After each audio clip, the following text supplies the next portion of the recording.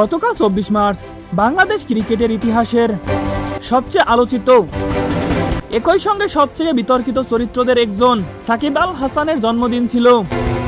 একদিকে তিনি বিশ্বসেরা অলরাউন্ডার, অন্যদিকে তার নাম জড়িয়ে আছে একের পর এক বিতর্কের সঙ্গে।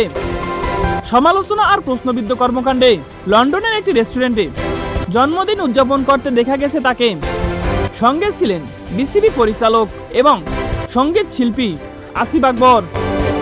কেক কাটা, হাসি, সবকিছুই ছিল উৎসব মুখর। কিন্তু প্রশ্ন হচ্ছে, এই উৎসব কি শুধুই জন্মদিনের, নাকি এর পেছনে আছে আরো বড় কোনো পরিকল্পনা? কারণ এই সেই সাকিব আল হাসান যিনি একসময় বুকিদের প্রস্তাব গোপন করায় আন্তর্জাতিক ক্রিকেট থেকে নিষেধাজ্ঞা পেয়েছিলেন।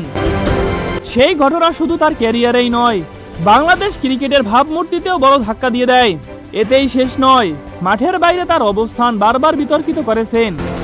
তিনি সরাসরি রাজনীতিতে জড়িয়ে পড়েন এবং বাংলাদেশ আওয়ামী লীগ এর হয়ে সংসদ সদস্য হন।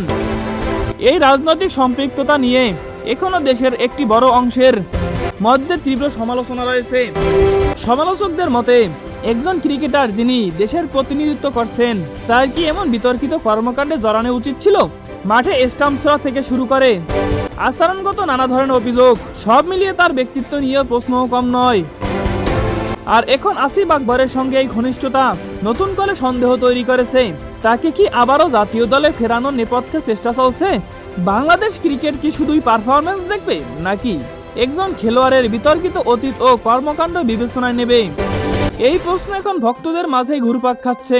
শেষ প্রশ্ন, আপনি কি চান বিতর্কে ঘেরা, রাজনীতিতে সক্রিয় সাবেক এমপি এবং নিষেধাজ্ঞা পাওয়া এই ক্রিকেটারকে আবার বাংলাদেশের জাতীয় দলে ফিরিয়ে আনা হোক? জানিয়ে দিন আপনার গুরুত্বপূর্ণ মতামত কমেন্টস বক্সে।